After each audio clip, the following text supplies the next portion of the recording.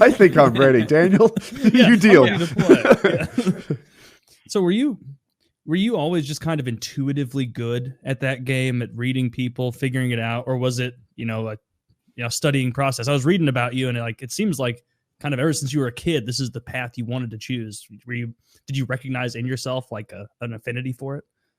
I mean, I loved it. We played in high school. I used to play pool. I was a snooker player, in pool halls, and, some guys started to play poker. I had no idea what was going on.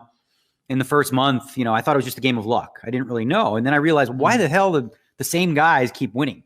Like, are they just luckier than everybody else? And that's sort of, I was intrigued by that. I'm very competitive, always had been.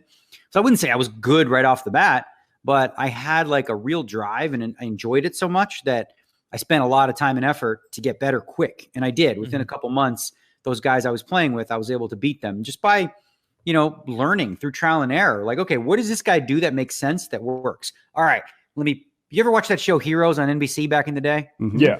There was a character named Siler, and he was like, he was one of them hero people that had like special talent. Everyone had a special skill they could do, whether it was like not die in a fire or whatever. He would suck their brain and like take bits of whatever they could do to make himself all powerful. Well, that's kind of what I did in poker. This guy, he's a bluffer. He bluffs really well. Okay, this guy, he's smart. He plays few hands. And I took the best of what I saw in my opponents and tried to create like, the perfect combination of that. Okay. Was that at a time when you were playing kind of I guess maybe just a private game, or where it might even be technically not so legal? Yeah, I mean, literally, I started in basement games, in my basement. I was a teenager, but I'm Canadian, eh? So I would drink a case of beer, like 24 beers. We'd play poker till 9 in the morning at my house with a bunch of guys that were much older than me. How much did you weigh? How much did I weigh? To drink a case of beer is a good amount of beer. So crazy. Like, I wouldn't even feel drunk. Like, it's so different. Now I'm a lightweight comparatively, but like, you're playing poker, beers go, and you start around 8, 9 o'clock p.m. and then at 8 a.m. I'm still having a beer. I'm but like, teenage you weighed what, 150? No, I was 130 pounds. Jesus Christ. Oh, man, I remember 5th grade. 130 soaking wet. Yeah. Wow. I was reading also that, you kind of built up like a bankroll when you were young and then moved to Vegas to try and, kick it off there. And on your first go, you, I guess, went broke and had to go back to Toronto. After that happened, was there any party that was like, well, fuck, I guess I'm going to go be an accountant or something now?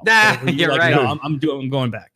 Well, no, the first time, you're right, I did go broke. The second time, I also went broke. The third and fourth and fifth time were the last 5 or 6 times I went broke before I started to figure it out. So the way I looked at it was like, it was almost like if you think of sports, right?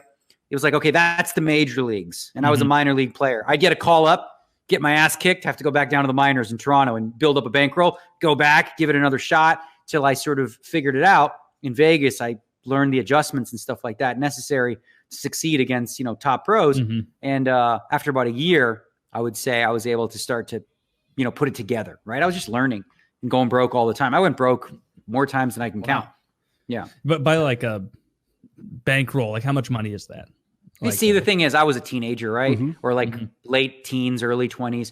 You're talking like $3,000 sometimes, $5,000, $10,000. Never more than $20,000 or $30,000. That's a lot to come up with, though. Like, maybe not for you today, but for young Daniel, 3,000 is, you worked hard to get there, even. Well, yeah. The thing is like when I'd go broke in Vegas, right? Come back to Toronto, and people knew I was good, so I would borrow money and be like, "Can I borrow $500 or $1,000?" I'd work my way up.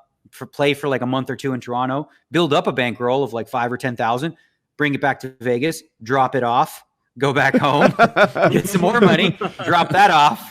It was like a bank. They saw you coming. Oh, Daniel, welcome back. Would you like a drink? You could have saved money if you just mailed it there. That reminds me of like the most important. Yeah, seriously. It wouldn't have been nearly as fun to just mail it. Checking the mail. Yeah.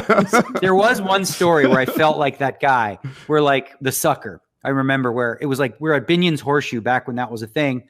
And I was playing till like 4 o'clock in the morning or something. And there was 8 or 9 people at the table.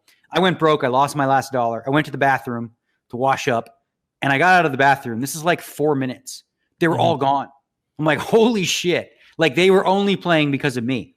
And that was like a distinct realization that as much as I'm like the big fish in Toronto, in Vegas, like they saw me as, the meat. I was the guy they were playing because I was the mark. Hey guys, Daniel's coming from Toronto. Yeah, that guy. He's coming tonight. He's funny, isn't he? Do you look down on the players that lose money? Like I can imagine this scenario where pretending a wealthier version of me is like, yeah, I'll probably lose 20 grand tonight, but I'm going to be at the same table with Daniel and this guy and that guy, and I find that to be worth it. Do you look at that guy and think he's an idiot or just on vacation? It's okay. Listen. You know what? Listen, if you've made a fortune in your life where you can just blow 20 or 30,000, who's the idiot, right? A lot of these poker players who mock like the businessman. I know this guy, he's like billionaire. He's bad at poker. He comes in, you'll lose 100,000, 200,000. People go, oh, what a fish he is. I'm like, he could buy you 20 times over. He lives an awesome life on an island, travels the world, has a hot girlfriend. He does your job for fun. And he's just having fun. So you like, it's just like when you think of the bigger game, the bigger poker game, Wall Street or whatever the case may be, they're playing high stakes. So like, I don't mock those guys. If anything, I respect and envy them. Yeah. That's great. That'd be so fucking sick. Imagine having enough money that you could lose like $115,000 and then be able to sleep that night. Right? Like, just be like, whatever. It's just like that story I told you guys a while back. You should try. The first time I lost over $1 million, it was 1.3 million in a game. I slept like a baby. Jesus. Like a solid 10 hours. Was that the case of beer contributing to that? No, so